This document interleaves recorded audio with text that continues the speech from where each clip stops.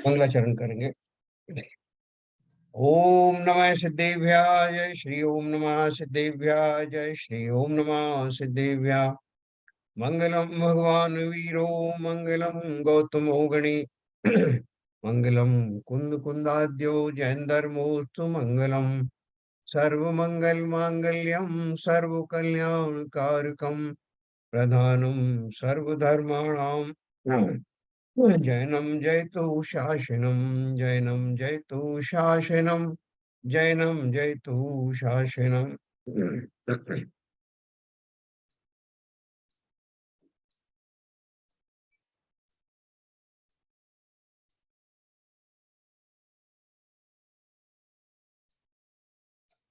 देखिए अपन बात कर रहे थे ज्ञानानव ग्रंथ के 31वें अध्याय सर्ग में जो सवीर ध्यान का वर्णन चल रहा है। शिवचंद्राचार्य ने कोई भी स्टेप्स ऐसी छोड़ी नहीं है जो कि ध्यान में आवश्यक हो और जिसकी जानकारी ना मिले। तो अभी जो विशेष जोर चल रहा है वो इस बात का चल रहा है कि जो ध्यान का जो विषय है जिसमें जिसका ध्यान किया जाना है उस ध्यान में सब तरह का विकल्प हटाने के लिए पहले तो उन्होंने अपने सामर्थ्य का वर्णन किया कि मेरा सामर्थ्य कैसा है।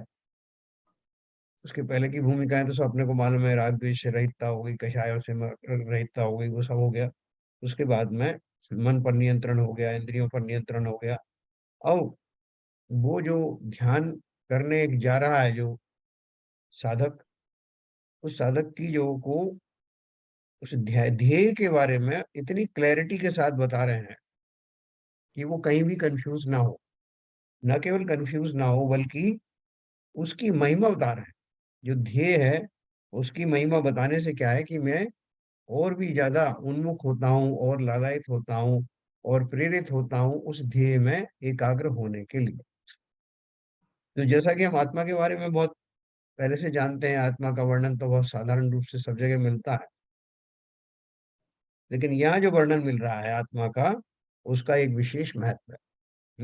क्या महत्व है? मैं एक सेकंड आप।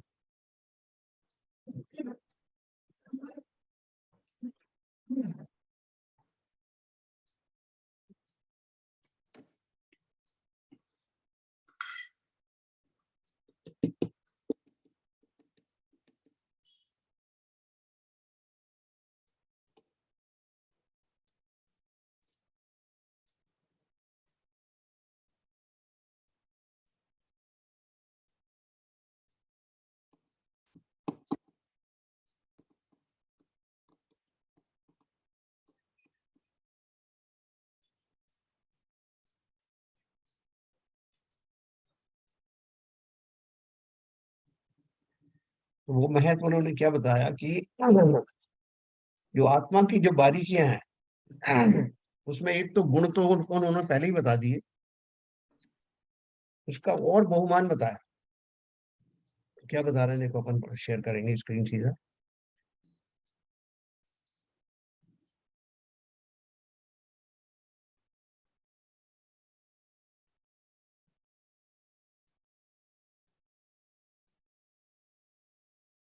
हाँ देखिए, कल अपन ने जो है 33 नंबर तक का पढ़ा था, 33 से अपन फिर से शुरू करेंगे।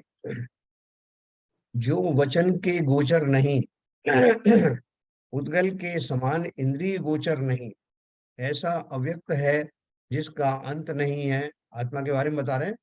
वचन के गोचर नहीं मतलब वचन के द्वारा जो डिस्क्राइब नहीं किया जा सकता। उद्गल के समान इंद्रिय गोचर नहीं है, जैसे पुद्गल परमाणु या स्कंद दिखाई देता है वैसे उसका आकार आदि नहीं है। ऐसा अव्यक्त है जिसका अंत नहीं है, जो शब्द से वर्जित है, अर्थात जिसके शब्द नहीं, जिसके जन्म नहीं, ऐसा अज है। अज का अर्थ होता है अजन्मा, तथा भव भ्रमण से रहित है। ऐसे परमात्मा को जिस प्रकार निर्विकल्प हो उस प्रकार ही चिंतन करे।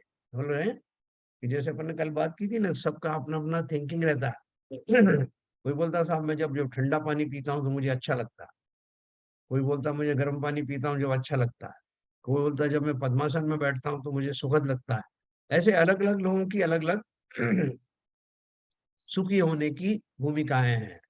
यहाँ बोल रहे हैं कि आपको आत्मा के इतने सारे गुणों में से जो गुण आपको प्रमुखता से अच्छा लगता है उस गुण का चिंतन करो। लेकिन शर्त क्या है कि उस चिंतन से आप निर्विकल्प होना चाहिए। कहते हैं आप बिल्कुल रिलैक्स हो जाइए साहब, हाथ मुंह आप बिल्कुल रिलैक्स कर दीजिए। तो वो रिलैक्स करने का अर्थ क्या है कि इससे आपको अच्छा लगे। यहाँ बोल रहे हैं ऐसे परमात्मा को, कौन कौन से परमात्मा की बात करें, जो वचन के गोचर नहीं, उद्गल के समान इंद्रिय गोचर नहीं, ऐसा अवक्त है जिसका अंत नहीं। ये सारी चीज बताएं, जो भव भ्रमण से रहित है। कल अपन ने बात करी थी कि भव भ्रमण से रहित का अर्थ क्या है। पर्यायों में तो मैं भटकता हूँ, जब तक वो राग द्वेष आदि सब रहते हैं, कंडीशनल है ना मेरा भव भ्रमण। जब तक मैं संसारी जीव हूं तब तक ही मेरा भव भ्रमण है। स्वाभाविक रूप से तो मेरा भव भ्रमण होता नहीं। स्वभाव छूट गया है इसलिए भटक रहा था। स्वभाव में आ जाऊंगा तो मैं भव भ्रमण का तो मेरा स्वभाव है ही नहीं।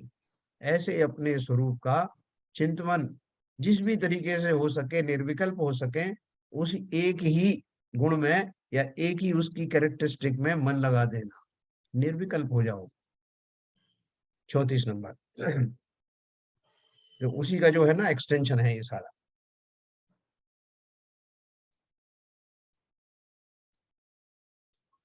यद बोधानंत भागेऽपि द्रव्य पर्याय समृतम लोकालोकम स्थितिम धत्ते सस्यालोक त्रयी गुरु।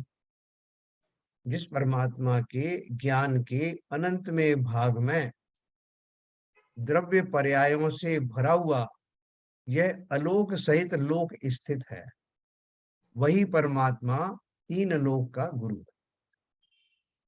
हाँ? देखो भावार्थ में और क्लियर कर दिया। त्रिकालवर्ती अनंत द्रव्य पर्यायों सहित यह लोकालोक जिस ज्ञान में एक काल परमाणु के समान प्रतिभासता है, ऐसा केवल ज्ञान जिस परमात्मा के है वही तीन लोक का स्वामी।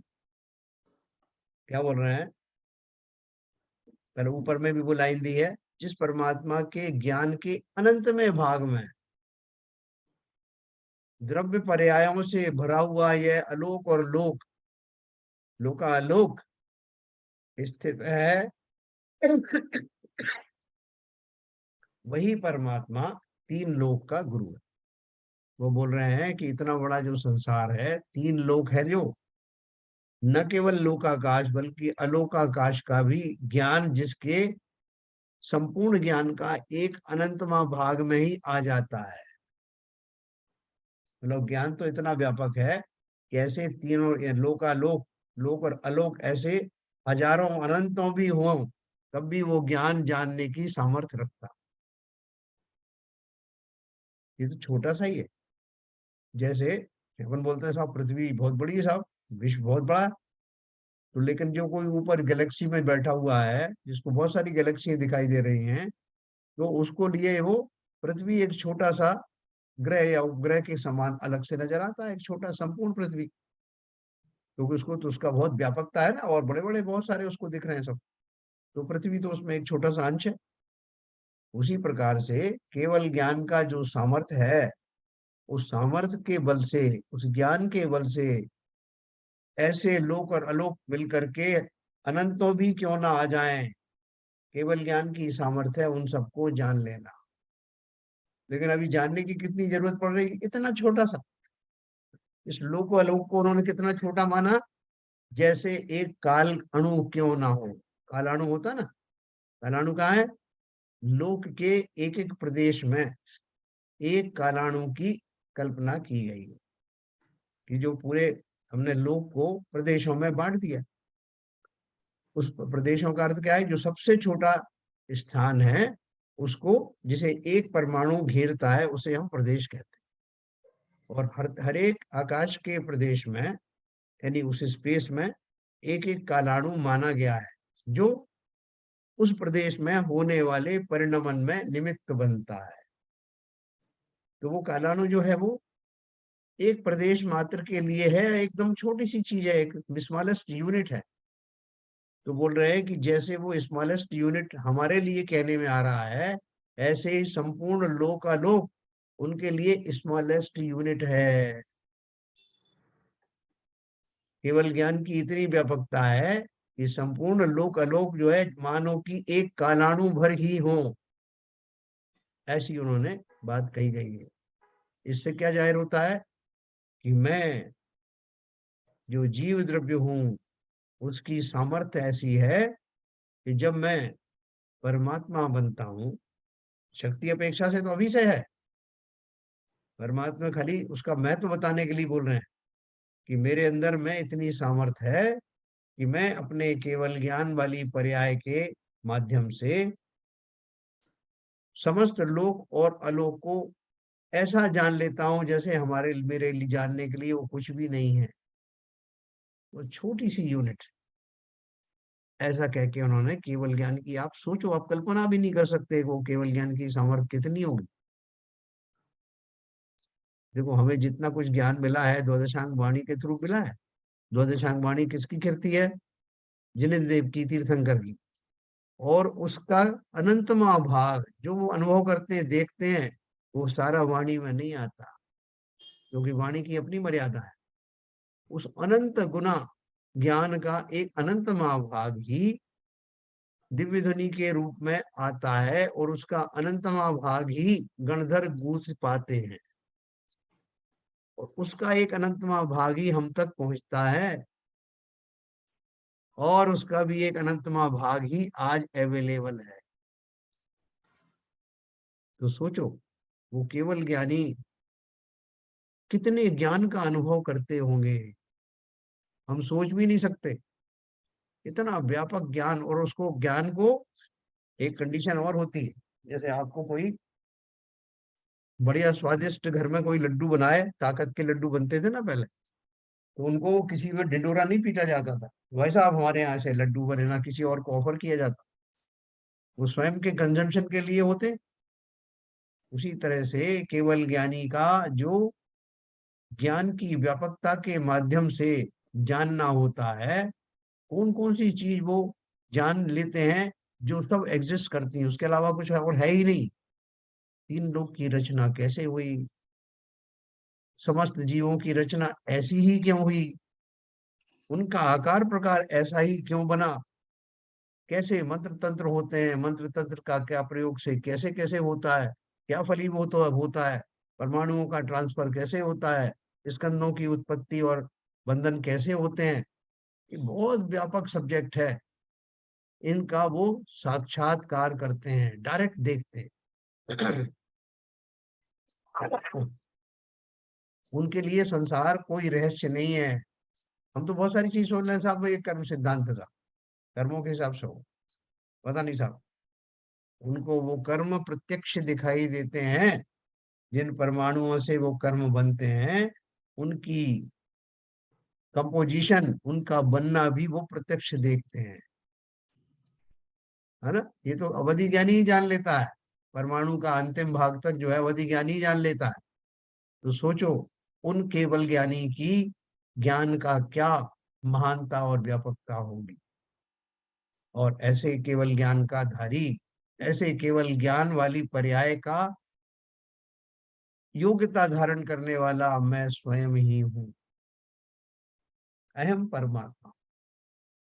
तो अपनी महिमा को बहुत विशाल विस्तृत रूप से समझना, मैं किसी से कम नहीं, ये गर्व के लिए नहीं है, ये मेरा सहज स्वरूप है। तो उन्होंने क्या लिखा? त्रिकालवर्ती अनंत द्रव्य पर्यायों सहित यह लोकालोक जिस ज्ञान में एक काल परमाणु के समान प्रतिभासता है। क्या प्रतिभासता है? त्रिकालवर्ती लोकालोक एक काल परमाणु के समान प्रतिभासता है, ऐसा केवल ज्ञान जिस परमात्मा के है, वही तीन लोक का स्वामी है। थोड़ा सा भी किसी को अगर ज्ञान हो जाता है, उनके कहते हैं अरे वो बाबा के पास चलो साहब, वो 3 मील तक दूर तक के बारे में सब बताते हैं, और अपन तो इस 3 मील के अंदर ही रह रहे हैं। बोले अरे इससे क्या होगा, बहुत बड़े बाबा के पास जा वो मैं जानता हूँ, वो तो 10 माइल तक के लोगों को बताते। तो अर्थात, और फिर उनके पास जाकर के हम उनकी स्तुति करते हैं, अरे साहब आप तो अंतर्यामी हैं, आप तो सब जानते हैं, ये सब बोलते हैं। तो यहाँ बोल रहे हैं कि अर्थात ज्ञान की ही महिमा है। जो जितना व्यापक रूप से जानता है, उसको उस अपेक्षा से उसका स्वामी कहा जाता है। स्वामी का अर्थ क्या है? कि वो अपने ज्ञान में समस्त भूत भविष्य और वर्तमान की सभी पर्यायों को एक साथ जानने के कारण उनको उसका स्वामी कहा जाता है। स्वामी का अर्थ ये नहीं कि हाथ से पकड़ लिया तो स्वामी हो गया। तो मैं तीन लोक का स्वामी ऐसा मैं स्वयं हूं। मेरे ज्ञान से भी कुछ छुपा नहीं, बस पर्याय बदलने की देर है। मेरी ज्ञान की पर्याय केवल ज्ञान वाली पर्याय होते ही मेरे वो गुण प्रकट हो जाते। 35 नंबर देखिए। तत्स्वरूपाहित स्वांतस्त तद्गुण ग्राम रंजित है, योजयत्मानात्मनम तस्मै मस्त रूप सिद्धये। ध्यानी मुनि उस परमात्मा के स्वरूप में मन लगाकर उसके गुण ग्रामों से रंजायमान हो, उसमें ही अपने आत्मा को आप ही से उस स्वरूप की सिद्धि के लिए जोड़ता है, अर्थात तल्लीन होता है। देखो ये तल्लीन और ये तन्मयता, ये जो दो दोहे में मैं आपको बहुत अच्छे से समझा। ध्यानी मुनि उस परमात्मा के स्वरूप में, कौन से परमात्मा? दूसरे परमात्मा की बात नहीं हो रही, अहम परमात्मा, मेरे ही परमात्मा पने की बात हो रही है। ध्यानी मुनि यानी हर एक की अपनी अपनी। ध्यानी मुनि उस परमात्मा के स्वरूप में मन लगाकर उसके ही गुण ग्रामों से रंजायमान हो। रंजायमान किसे कहते हैं? ये शब्द आता है ना, मनोरंजन।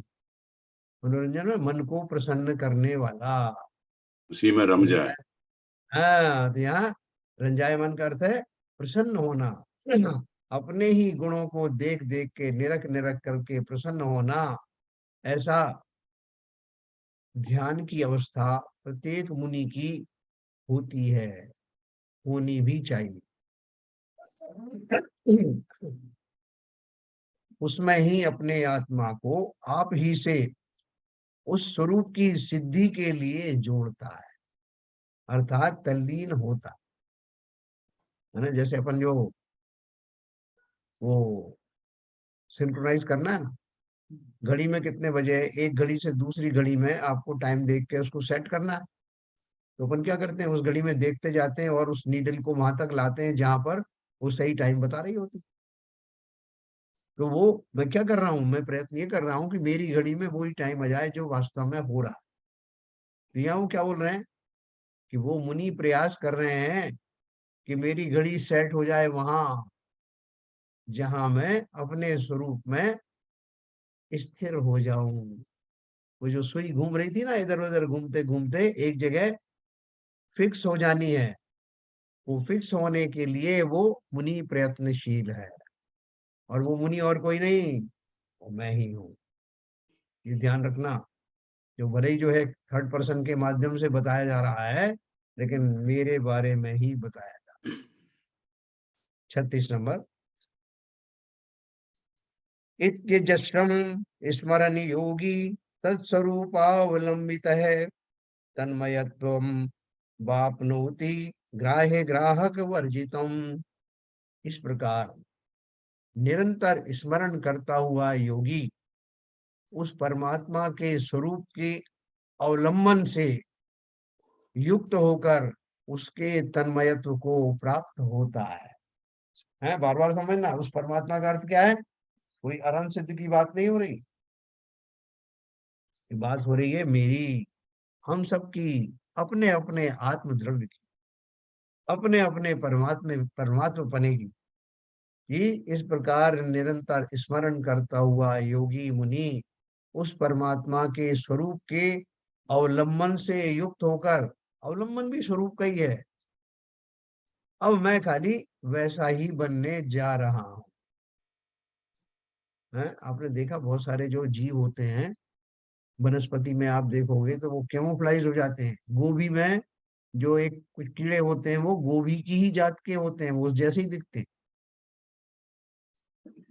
बहुत सारी ऐसी वनस्पति होती है बिल्कुल उसी जाति का, एकदम आपको पता ही नहीं पड़ेगा इसमें फर्क होना। पानी में रहने वाले जो जीव हैं, जिनसे पानी पानी ही जिनका शरीर है, उनके शरीर में और पानी में भेद कैसे कर पाओ? वो जलमय ही हो गए हैं, जल ही उनका शरीर हो गया है। वो तन्मय हो गए हैं, उनका तन ही जल हो गया। तो यहाँ वो बोल रहे हैं कि वो मुनि समस्त प्रकार से अपने गुणों का भली भांति चिंतन करके उन गुणों में समा जाना चाहते हैं, समाहित हो जाने चाहते हैं, तद स्वरूप ही हो जाना चाहते हैं। जैसे आपने एक शक्कर को पीसा, शक्कर का पाउडर बनाया। अब शक्कर के पाउडर का एक टुकड़ा अगर ये कहे, एक अंश ये कहे कि इस शक्कर में मैंने ही मिठास घोली है, तो कहां तक सच है? तुम तो उसके अंश ही हो ना, तो अलग से कैसे बोल रहे हो कि मैंने इसमें शक्कर की मिठास घोल दी? अहम शक्कर, मैं ही शक्कर हूं, मैं ही व्यापकता से पूरे उस पाउडर में फैला हुआ हूं। मैं ही वो मिठास हूं जो शक्कर के एक एक कण में संपूर्ण रूप से व्याप्त है। इसी तरह से उन गुणों से मैं अलग कहाँ हुआ? मैं तो उन गुणों का ही, उन गुणमय ही हूँ। मेरी संपूर्ण पर्याय में वो गुण कूट कूट कर भरे हुए हैं, कहीं कोई कोना रिक्त नहीं। तो कमी कहाँ थी? जब वो सारे गुण मेरे अंदर ही मौजूद थे, कहीं गए ही नहीं थे, तो मैं किस चीज की साधना कर रहा हूँ, क्या प्राप्त करना चाहता हूँ? ना, सीधा सीधा प्रश्न होता है कि आपने इतना जोर से बताया कि सर पूरा आपका जो समस्त स्वभाव है वो इन गुणों से ही तो बना है, और आप बोल रहे हैं कि वो गुण त्रिकालवर्ती हैं, हमेशा रहने वाले हैं। तो अब मुझे क्या करने के लिए कहा जा रहा है? बताइए, आप में से कोई बताए। जब वो मेरे ही गुण है तो मैं क्या करने वाला हूँ? बोलो शिवचंद्र। ये मेरे गुण हैं, उनको धारण करना है, रिकॉग्नाइज करना है, एक्सेप्ट करना है कि मेरे गुण हैं। हाँ, और चिंतन लगा के उसको महसूस करना है, उसमें स्थिर हो बहुत जाना बढ़िया, बहुत बढ़िया। और कोई बताए शरण जी? है। जब हम लोगों पहले ये हमने नक्की कर लिया कि जब आत्मा का स्वभाव हमारा जो है, जो हम अभी कर रहे हैं वो नहीं है। आत्मा का स्वभाव आत्मा में रम के और उसमें आनंद में और उसमें होना है। तो जब ये नक्की हो जाएगा तो फिर गुण, उसी गुण पे अपना ध्यान रहेगा, ध्यान करते हुए, और हमारा ध्यान लगाने में भी हमको बहुत आराम मिलेगा और बहुत बहुत मजा आएगा मतलब। तो पहले लेकिन ये डिसाइड करना पड़ेगा कि जो अभी आत्मा का स्वभाव है, वो स्वभाव क्या है? और जब वो स्वभाव समझ में आ गया तो फिर तो सारा काम हो ही जाता है फिर तो। बिल्कुल सही कहा आपने। तो आप दोनों ने बहुत सही बात कही कि अभी मुझे खाली बताया गया है, किसी व्यक्ति को बोला कि आप जो है जितनी गर्मी से परेशान हो ना, आप एक बार पानी में डुबकी लगा के तो देखो, ना आनंद आए तो फिर कहना। तो डरता है, नहीं नहीं साहब, नहीं आया तो, नहीं आया तो क्या करूंगा साहब, इससे तो मैं और कहीं चला जाता हूँ, वहां का जो मुझे अनुभव है उस आधार। अरे अब तुम करो तो सही कोशिश, एक बार घुसो तो सही। बहुत समझाने पर वो जाता है और तब वो उस आनंद का साक्षात्कार करता। इसी तरह से इस जीव द्रव्य का एक कमाल ये है कि अनादि काल से वो अपने आनंद का अनुभव करने में अभ्यस्त नहीं है। उसको आता ही नहीं कि मैं अपना आनंद कैसे लूं, ना ही उसे विश्वास है कि मुझ में आनंद भरा हुआ है, मैं गुणों का धारी, गुणों का स्वामी हूँ, ये भी उसको नहीं पता। तो ऐसा जीवों की इन, और वो अनादिकाल से ऐसा ही है, जीवों की इस भूल को हटा करके स्व में स्थापित करना। और फिर आचार्य कहते हैं कि फिर देखो आपको कितना आनंद आएगा।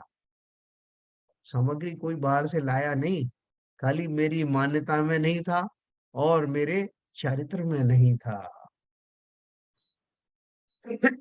आचार्य तो खाली बता रहे हैं कि जो तुम्हारे जो गुण है उसका तुम्हें अभी अनुभव हुआ क्या? हम इतनी देर से बता रहे हैं तुमको, इतने काल से तुमने स्वाध्याय किया, सुना करा, तुम्हें विश्वास हुआ क्या कि तुम आनंद के खजाने हो? नहीं साहब, नहीं हुआ। तो वही तो बता रहे हैं, उस आनंद की प्राप्ति के लिए तुम्हारा चिंतन मात्र इतना ही हो कि मैं इन गुणों और आनंद का धारी हूँ, ये तो कर लोगे ना। नहीं साहब, वो मुझे अच्छा नहीं लगता, पता नहीं वो ऐसा है कि नहीं, आप झूठ तो नहीं बोल रहे या मैं कुछ गलत तो नहीं सोच रहा हूँ। बिल्कुल नहीं, हम उस पर विश्वास ही नहीं करते। संसार के समस्त प्राणी इस बात पर विश्वास न कर पाने के कारण उस आनंद से आज तक वंचित ही हैं। खाली हमें जानना ही तो है। जैसे वो कहते हैं ना, वो एक शायरी में कहते हैं, दिल के आईने में रहती है तस्वीर तेरी, जरा गर्दन झुकाई और देख लिया। ऐसे ही मेरा है, मेरे अंदर में समस्त गुण भरे हुए हैं, खाली मुझे देखने का ही साहस नहीं हो रहा है, अनुभव करने का साहस नहीं हो रहा है, क्योंकि अनादिकाल से मैंने इंद्रियों को ही सुख का स्रोत माना, उन्हीं में लगा रहा, और अभी भी उन्हीं मार्ग पर, चिर परिचित मार्गों पर ही चलना चाहता। तो आचार्यों ने पहले तो हमारी वो दशाएं दूर करी, कषाय आदि से विमुक्त किया, राग द्वेष से मुक्त किया, और तब मैंने इस साहस को करने का सोचा। क्या मेरे पास अब कुछ काम ही नहीं, सारा आपने पहले ही ले लिए। इंद्रियों के बारे में मुझे सोचना नहीं है, कषायों के बारे में आप सोचने नहीं दे रहे हो, मन को आपने डिटैच कर दिया है। अब मेरे पास कुछ काम बचा भी नहीं है, तो चलो आपकी बात मान लेता हूँ। क्या मान लेता हूँ?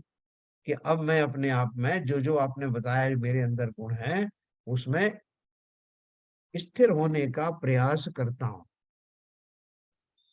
तो बोले फिर साहब, मैं अगर स्थिर नहीं हो पाया तो फिर बाहर आ जाऊंगा ना, फिर तो मैं वापस अपने इंद्रिय लोक में आ जाऊंगा ना। बोले हाँ, आ जाना, लेकिन तुम जा करके तो देखो, एक बार जाने के बाद फिर वापस आओगे ही नहीं। जैसे वो हमारे थे ना, वो ब्रह्म गुलाल, जो बहुरूपिया की कहानी मैंने आपको सुनाई थी, है, जो तरह तरह का रूप बनाते थे और ऐसा बनाते थे कि उसी रूप में एकदम जीवंत रूप बनाते थे वो। सिंह का भी उन्होंने वेश बनाया और सिंह जैसा बिहेव किया था, राजपुत्र को मार डाला था, वो सब कथा मैंने आपको सुनाई थी। अंत में उनको, उनसे जो द्वेष रखने वाले थे, उन्होंने राजा से कहा कि साहब इसको कहो कि दिगंबर मुनि बन के दिखाए। उनको मालूम था कि ये इसमें फेल हो जाएगा, लेकिन उन्होंने वो चैलेंज स्वीकार किया और उन्होंने कहा कि महाराज मुझे 1 महीने का समय दीजिए। बोले 1 महीने का समय, ठीक है, दिया। 1 महीने में उन्होंने वो मुनि की सारी चर्याएं, न केवल ऊपरी चर्याएं बल्कि आंतरिक भाव कैसे होना चाहिए वो भी भली भांति जान लिया।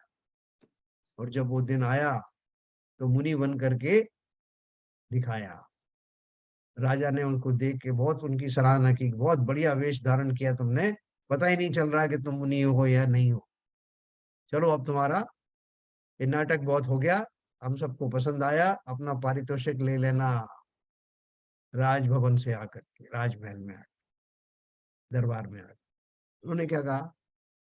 उन्होंने कहा राजन, ये वेश वो वाला वेश नहीं है जिसको बदला जा सकता हो, जिसमें एक बार आने के बाद जीव वापस जाता नहीं।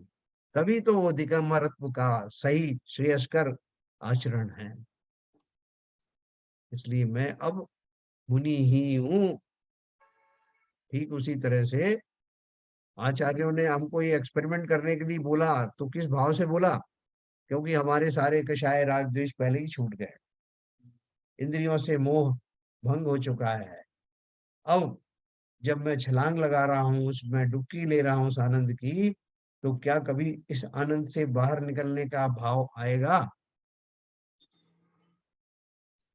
अपना सर्वस्व लगा करके इस परम आनंद की प्राप्ति अब मुझे करना है, जो मैं अपनी मूर्खता और अपने मिथ्यात्व के कारण अब तक जान नहीं पाया।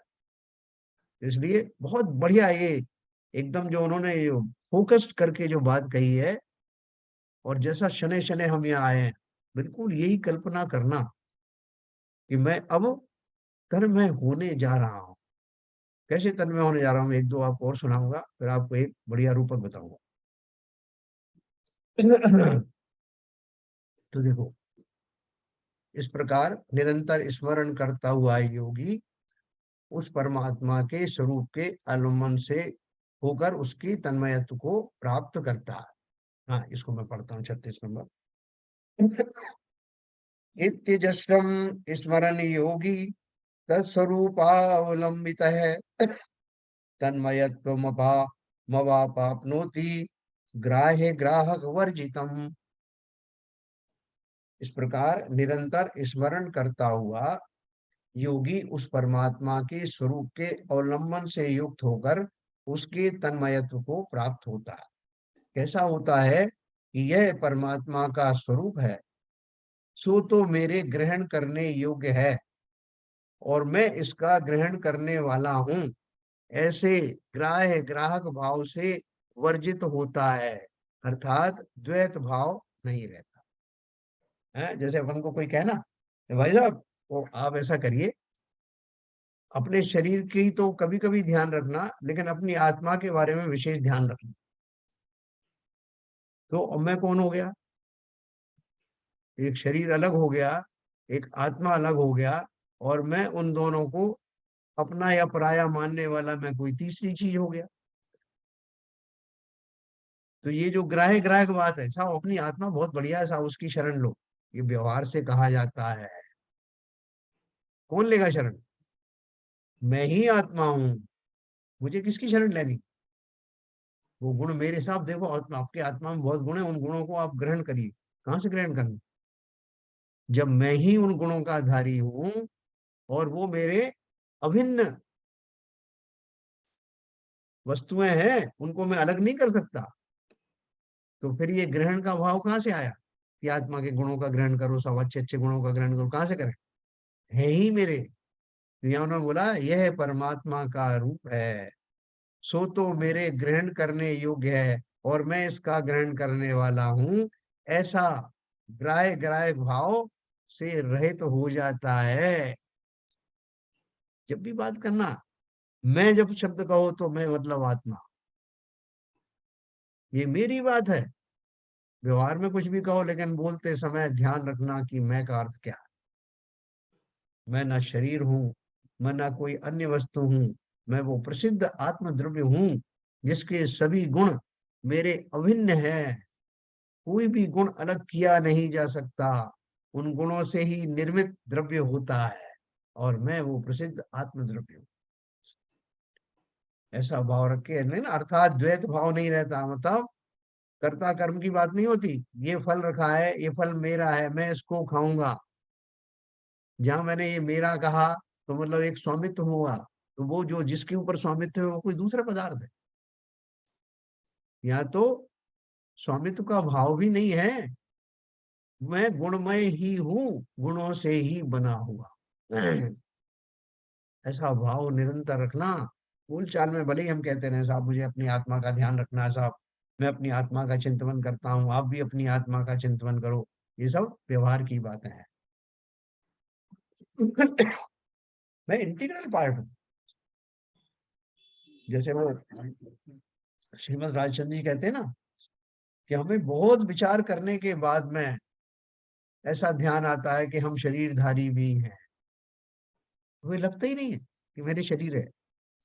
ऐसी जो भाव है, वो अनंत साधनाएं उन्होंने पूर्व भाव में की होंगी, जिसके फलस्वरूप आत्मा इतना दैदीप्यमान होकर के उनके मन में बसा हुआ। 37 नंबर पढ़ेंगे। अनन्य शरणी भूयसा तस्मिल्लीयते तथा ध्यायत्र ध्यानो भया भावे ध्येये नैक्यम यथा व्रजेत। वह ध्यान करने वाला मुनि अन्य सबका शरण छोड़कर उस परमात्मा स्वरूप में ऐसा लीन होता है कि ध्याता और ध्यान इन दोनों के भेद का अभाव होकर ध्येय स्वरूप से एकता को प्राप्त हो जाता है। अर्थात ध्याता ध्यान और ध्येय का भेद ना रहे, ऐसे लीन हो जाता। देखो उन्होंने ये कहा ही नहीं कि तुम ऐसे हो जाओ, आचार्य ने क्या कहा कि भैया जो ध्यान करने वाला है उसका जो ध्यानपना है उसकी एक पहचान बताते हैं। क्या पहचान बताई? कि जब ध्याता और उसका ध्यान और ध्येय इनमें कोई भेद ना रहे। ऐसी कंडीशन आ सकती है क्या? कि मैं किसका ध्यान कर रहा हूं? जब तक मैं उन वस्तुओं से अलग रह करके अपने आप को सोच रहा हूं कि मैं हूं ध्याता, और वो जो वस्तु रखी है उसकी मैं कल्पना कर रहा हूं, उसका मैं ध्यान कर रहा हूं। और जो चिंतवन है वो उस ध्यान की का प्रोसेस है। तो तीन चीजें हो गई, एक वो वस्तु जिसकी मैं कल्पना कर रहा हूं, एक मैं जो ध्यान कर रहा हूं, और एक जो प्रोसेस है चिंतवन वाला, उस जिसके द्वारा ध्यान किया जा रहा है। ऐसे तीन अलग अलग वस्तुएं हैं। लेकिन यहाँ तो क्या बोल रहे हैं कि जैसे जल में नमक डालो, नमक का पाउडर डालो तो वो तुरंत घुल जाता है, सोच विचार नहीं करता कि अब ये साहब पानी रखा है, मैं इसमें घुलूं कि नहीं घुलूं, पूरा घुलूं का अधूरा घुल जाऊं। अपने स्वभाव के अनुसार वो तुरंत उसमें घुल करके और उस जल का ही एक पार्ट बन जाता है, उसे कोई चिंतन नहीं करना पड़ा।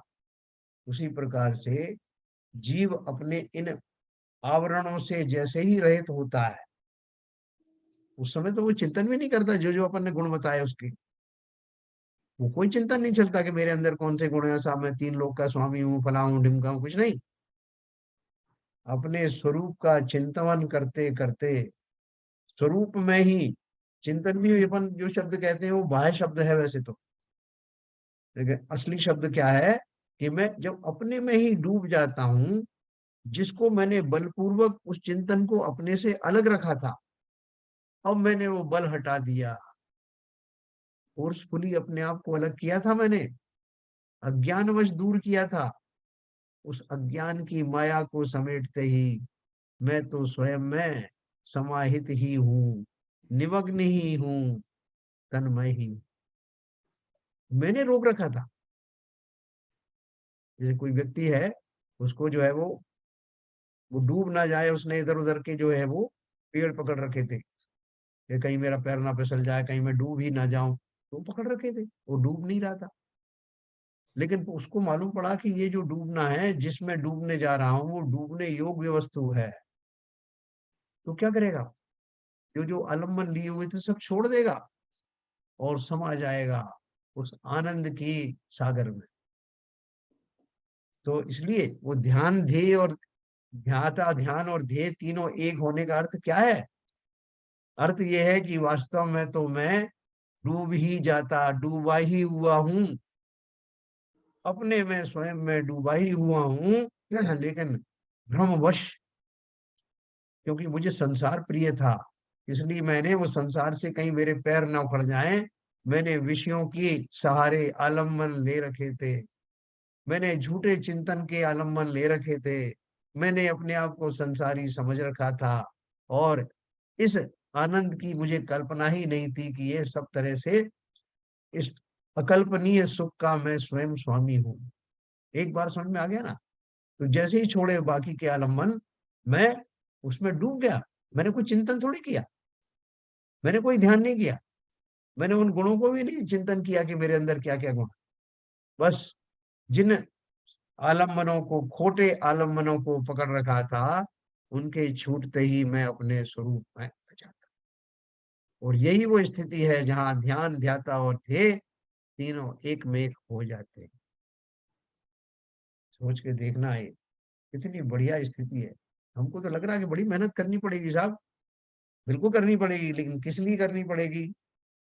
उन आलम्बनों को छोड़ने में, संसार में होने वाले सुख की कल्पनाओं को, मैं मर ना जाऊं ऐसा भय छोड़ने से, संसार से छूटने पे आनंद मिलेगा क्या ऐसी शंकाएं छोड़ने से, सब तरह से इन भयों से निवृत्त होते ही मैं अपने स्वरूप में न केवल आ जाता हूं, बल्कि तन्मय हो जाता हूं। लकड़ी को कोई सिखाता है कि तुम अपने लकड़ीपने में तन्मय रहो? लोहे को कोई सिखाता नहीं कि अपने लोहेपने में मस्त रहो। मुझे सीखना पड़ता है, क्योंकि वहां तो उनके चिंतन का कोई अवकाश नहीं ना, उनको अजीब वस्तुओं को। लेकिन मैंने अनादिकाल से अपने चिंतन में कभी ये माना ही नहीं कि मैं अपने आप में संपूर्ण रूप से सुखी हूँ, पर से मेरा कोई संबंध नहीं, बल्कि पर से संबंध की कल्पनाओं के कारण ही मैं अपने आनंद से आज तक वंचित रहा। इसलिए उन्होंने बोला, ध्याता ध्यान ध्येय का भेद ना रहे, ऐसे लीन हो जाता है। आचार्य ने तो अपना बताया कि तुम्हारी जो दशा होगी, जब वास्तव में तन्मय होगे, तब इस दशा को प्राप्त होगे, है ना। मैं एक और पढ़ता हूँ, फिर अपन डिस्कस करेंगे। 38 नंबर। सो अयम समरसी भावस्त देकीकरणम स्मृतम अपृथक्त्वे अपृथक्त्वेन यत्रात्मा लीयते परमात्मानि। जिस भाव में आत्मा अभिन्नता से परमात्मा में लीन होता है, वह समरसी भाव आत्मा और परमात्मा का समानता स्वरूप भाव है। सो उस परमात्मा और आत्मा को एक करने स्वरूप कहा गया। भावार्थ है, इस समरसी भाव से ही आत्मा परमात्मा होता है। देखो इसका क्या अर्थ है। अभी तक मैं ये कल्पना में करता आया भैया कि मैं तो हूँ आत्मा, वो एक परमात्मा है, उसमें मैं जो अनंतों को सिद्धों को उनको रखता हूँ। तो और उनमें और मुझ में मुझे भेद देखने को मिलता है, और मैं सोचता हूँ कि भेद करके ही रखना चाहिए। भैया कहाँ वो कहाँ मैं। तो जब तक मेरा ये पूज्य और पूजक का भाव रहेगा कि मैं तो पूजक हूँ और वो पूज्य है, तब तक मैं उन जैसा बन नहीं पाऊंगा। बोले आप क्या बात कर रहे हो साहब, आपने अभी से हमको इतना श्रेष्ठ बना दिया, तो हम पूजन बंद कर दें क्या? बात पूजन बंद करने की ना तो है और ना हम करने वाले हैं। क्यों? क्योंकि अभी तक मेरे अंदर में नादि काल से तो क्या आगामी कालों में भी, कब तक, जब तक कि मैं इस रहस्य को नहीं समझता, मैं पूज्य पूजक के भाव ही रखने वाला हूँ, उसको अच्छा समझता हूँ। और अपनी हीनता का अनुभव करता हुआ मैं, अरे साहब वो कहाँ राजा भोज और कहाँ मैं गंगू तेज, क्योंकि मैं अपने आप को हीन समझता हूँ। मैं नहीं जानता कि वो समस्त गुण मेरे अंदर भी शक्ति रूप से विद्यमान है, और कहीं से भी उन अरहंत सिद्ध के मुकाबले में गुणों की अपेक्षा से कोई कमी मुझ में नहीं। देखो बहुत सारे लोग आज भी हैं जो अपन बोलते हैं कि वीर तुम्हारे द्वारे पर एक दर्श भिखारी आया है, प्रभु दर्शन भिक्षा पाने को दो नयन कटोरे लाए। बहुत सारे लोगों को इसका ऑब्जेक्शन है। बोले भक्ति तो ठीक है, लेकिन अपने आप को इतना दीनहीन है, ऐसा क्यों मान रहे हो, भिखारी क्यों मान रहे हो, कहाँ के भिखारी हो तुम? जब तक भोगों की आकांक्षा है तब तक तो भिखारी हो, ठीक है मान लिया, लेकिन गुणों की अपेक्षा से अपने आप को भिखारी कैसे मानना? जब तक समता का व्यवहार, हमारे भगवान भी तो यही कहते हैं, आशीर्वाद देते हैं क्या, आओ आओ मेरे नजदीक आओ। हम तो उनका आह्वान करते हैं ना, अत्र अवतर अवतर सम्मोषण, अत्र तिष्ठ तिष्ठ। वो तो हम पूज्य पूजक भाव में रहते हैं जब करते हैं, और उनका मूक संदेश ये है कि आओ आओ मेरे नजदीक आओ, हमारे समीप बैठो, हम जैसे बन जाओ। ये उनका मूक संदेश है, जिसे हम नकार देते हैं, अवॉइड कर देते हैं। यहाँ उन्होंने वही बात कही। जिस भाव में आत्मा अभिन्नता से परमात्मा में लीन होता है, अर्थात मैं ही परमात्मा हूँ, वह समरसी भाव, यानी जैसे वो है ऐसा ही मैं, ऐसा भाव आत्मा और परमात्मा का समानता स्वरूप भाव है। सो उस परमात्मा और आत्मा को एक करने स्वरूप कहा गया है। कहते मैं भगवान स्वरूप आत्मा होता, तो भगवान स्वरूप आत्मा कहने में भी, क्योंकि ये भी व्यवहार का ही वो अंश है, क्योंकि मुझे समझना है ना, तो भेद पूर्वक समझता हूँ, व्यवहार से समझता हूँ। मैं तो परमात्मा स्वरूप नहीं, मैं परमात्मा ही हूँ। इस अपेक्षा से उन समस्त गुणों के मौजूदगी के कारण, भले ही मैं पर्याय में मेरी वो गुण प्रकट नहीं हुए, लेकिन शक्ति रूप से एक भी गुण में जरा भी कमी नहीं है। तो वो समरसी भाव जब मुझे आ जाता है, तभी मैं वो मटेरियल बनता हूँ जो मुझे स्वयं स्थापित करने में काम आने वाला है। मैं इसका ध्यान करूं, मैं उसका ध्यान करूं। जैसे वो आपने वो सुनी ना प्रसिद्ध बात, लोगों ने किसी को कहा कि देखो भैया तुम कुछ भी ध्यान करना, लेकिन भैंसे का ध्यान मत करना। बोला अच्छा अच्छा, आपने बहुत बढ़िया बता दिया। अब जब वो ध्यान करने बैठे तो भैंसा ही याद आए। क्यों आए? बोले वो गुरुजी ने कहा था ना भैंसे का ध्यान नहीं करना। तो बार बार मुझे यही ध्यान आ रहा है कि भैंसे का ध्यान नहीं करना। तो भैंसा दिख रहा है ना, कौन सी भैंसे का नहीं करना। तो उसी तरह से जब तक मैं ये भेद रखूंगा कि मैं अलग परमात्मा अलग, मैं पुजारी हूं, मैं पूज और वो पूज्य हैं, मेरे अंदर कुछ गुण कम है, वो जो उन जैसे नहीं है, जब तक जरा भी ऐसा संदेह रहेगा, मैं उन जैसा बन नहीं पाऊंगा। अरे तो सीधे सीधे बोल रहे हैं, आओ हमारे निकट आकर के बैठो, बराबरी में बैठो। संसार का कोई राजा है ऐसा जो कहे कि भैया तुम भी राजा बन जाओ, मेरे यहीं बैठ जाओ? बोले कोई भी धनी पुरुष होगा आपको कुछ धन तो दे देगा, लेकिन अपने जैसा नहीं बनाएगा। यहाँ तो अपने जैसा बनाने के लिए वो कह रहे हैं, बनाने की बात ही नहीं है, हम तो बने बनाए। तो इस प्रकार अपन ने थोड़ा सा चिंतन किया। ये थोड़ा सा गरिष्ठ डोज है, जैसे अपन हलवा वगैरह खाते हैं ना, तो थोड़ा थोड़ा खाते हैं जिससे डाइजेस्ट हो अच्छे से। तो ये वैसी ही ताकत वाली गरिष्ठ डोज है, को धीरे धीरे अपन को कंज्यूम करना है।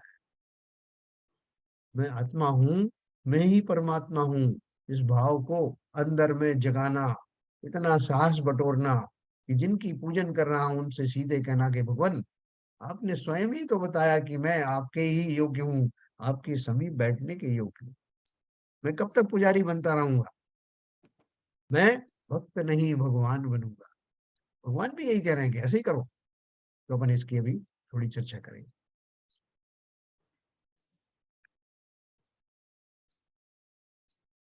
हाँ साहब, बोलो शैलेंद्र जी। तो आपने बहुत जो बात बोली है कि कोई भी कार्य करें, इवन भगवान का ध्यान करें, उसमें भी विकल्प हो। तो ये विकल्प आ जाए कि अब भगवान खुश होंगे, नहीं होंगे, किसी को अच्छा लगेगा, नहीं लगेगा, मैं सही कर रहा हूँ, नहीं कर रहा हूँ, मैं राइट। खराब कर रहा हूँ तो क्या होगा? तो फिर वो ध्यान नहीं होगा। जी। तो वो संसार में जो क्रिया करते हैं, कोई भी क्रिया करते हैं, वैसी ही क्रिया हो जाएगी, जिसमें हमको किसी को खुश रखना है, किसी को हमको बताना है, किसी को दिखाना है और किसी को समझाना है। यहाँ जो बात हो रही है विकल्प रहित हो रही है। आत्मा में अपने मग्न होने की, आत्मा में लीन होने की बात हो रही है और जिसमें कोई किंतु-परंतु नहीं होनी चाहिए, उसकी बात हो रही है। ये हम्म। गरिष्ठ नहीं है, ये तो प्योर भोजन है। वाह, क्या बात, बहुत बढ़िया, बोलिए शिवजन साहब। बात तो ये सही कही है उन्होंने। हाँ। ऐसा है कि जब अपने भावों की स्थिति इतनी विशुद्धता से भर जाती है, शुद्ध रूप में आ जाती है, तो ये विकल्प आने का प्रश्न ही नहीं पैदा होगा। फिर तो अपने आप क्या कहते हैं सिंक्रोनाइज होने वाली बात हो जाएगी। वो जो आप कर्ण लब्धि की बात करते हो ना, हाँ, जब उस स्थिति में हम पहुंच जाएंगे तो फिर अपने आप ही समरसता समरस भाव अपने आप आ जाएंगे। आत्मा परमात्मा में अंतर होने का प्रश्न ही उठता है उस बिल्कुल सही। आपने समय। ये सही कहा, जो करण लब्धि के जो भाव होते हैं, जिनमें भेद विज्ञान पूर्वक सम्यक दर्शन आदि होते हैं, और भी श्रेणी आरोहण होता है, तब भी वो लब्धियां जो है आती हैं। तो उन लब्धियों का लेवल का जो ध्यान है, चिंतन है, वो न केवल शरीर से मुझे अलग करती है कि मैं शरीर आदि नहीं हूं, बल्कि आत्मा की उन दशाओं को परमात्मा के तुल्य ही मान लेती है। तो पूरा भूमि सिंक्रोनाइज में सिंक्रोनाइज हो जाता है पूरा। हो जाता है। तो वास्तव में ऐसा है, इसको सामान्य लोग नहीं समझ पाएंगे। जो सामान्य जो है सिर्फ पूजन पाठ करने वाला जो जीव है, बिना इस ज्ञान के पूजन पाठ का निषेध नहीं, आखिर तक भी चलती है, वो तो आलम्बन है। लेकिन आलम्बन है। और उन अरहंत देव का आलम्बन लेकर के मुझे उनको खुश थोड़ी करना है। वो तो अपने आप को उस रास्ते पे। हाँ, वो मेरे लिए दर्पण है। दर्पण में प्रतिबिंब देख के मैं दर्पण पर कोई एहसान नहीं करता।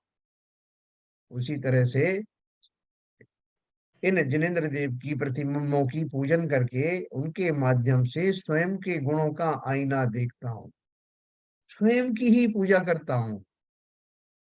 जब हम इस भाव में जाएंगे ना, तो अभी क्या प्रारंभ में बहुत सारी छोटी मोटी गलती हो जाती है, जैसा अभी आपने स्थापना इस तरफ कर दी और आपने अर्घ बाईं तरफ चढ़ा दिया और दाईं तरफ चढ़ा दिया, और बोला तो आपको था ये चढ़ाने का और आपने चढ़ा दिया चंदन। ये सारी जो जो चीजें हैं ना, ये प्रारंभिक भूमिकाओं की चीजें हैं। जब आप ऊंची भूमिकाओं में जाओगे तो इनका कोई महत्व नहीं रहता।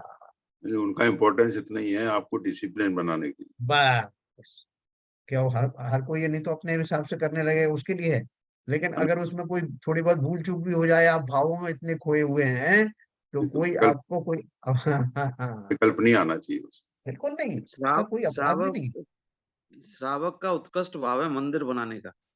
जी। श्रावक का है, साधु का नहीं। साधु का ये भाव होगा ही नहीं।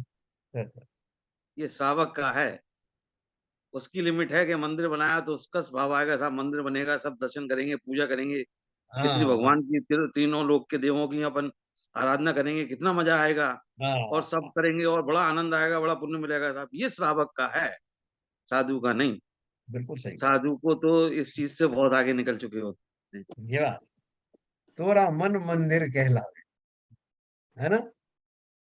वो है ना, वो तोरा मन दर्पण सही। कहलावे करके एक गाना है। तो वास्तव हाँ। में क्या है, देह देवालय में उपस्थित मैं मंदिर में ही तो रह रहा हूं। और वो जो साधु की जो कल्पना है वो यही होती है, जैसा शैलेंद्र जी ने बोला, है ना। इसलिए आप साधु पूजन क्यों नहीं करते, आपके जो द्रव्यों से पूजन क्यों नहीं करते? क्योंकि वो सारे आवरणों से, सारे आलंबनों से मुक्त हो चुके हैं। कौन लाएगा सामग्री, कहाँ निस्तारण होगा, कौन देगा, उन विकल्पों में नहीं फंसना चाहते। वहां तो सारी भाव पूजाएं होती। तो मैं भी उन भाव पूजाओं के योग्य हो जाऊं, ऐसी अपनी मन स्थिति का निर्माण निरंतर करते चले जाऊं।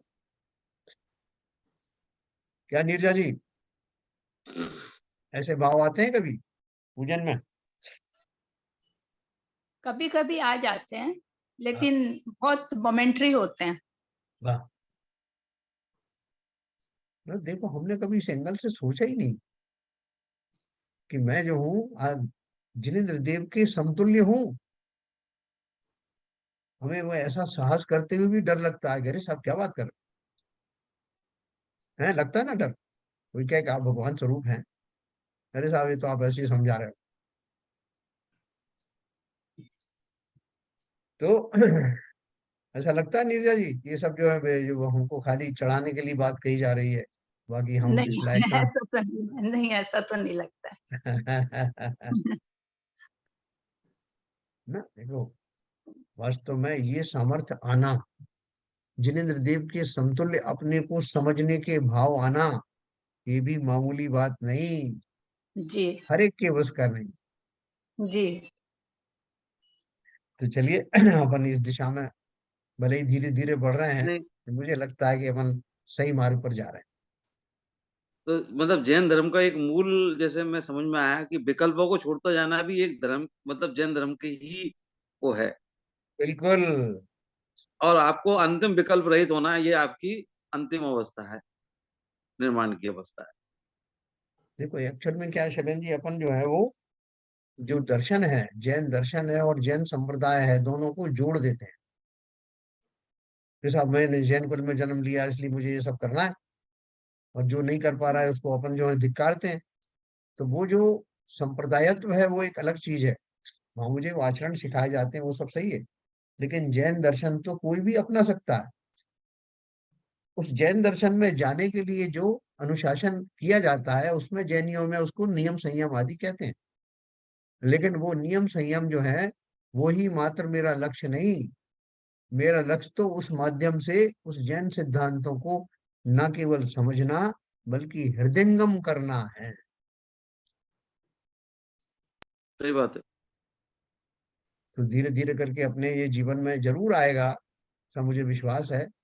और ये चर्चा करते हुए जो हमें आनंद आता है, वो इस बात का द्योतक है कि अवश्य ही हम सही दिशा में चल रहे हैं। चलिए साहब, समय हो गया, जिनवाणी स्तुति करें।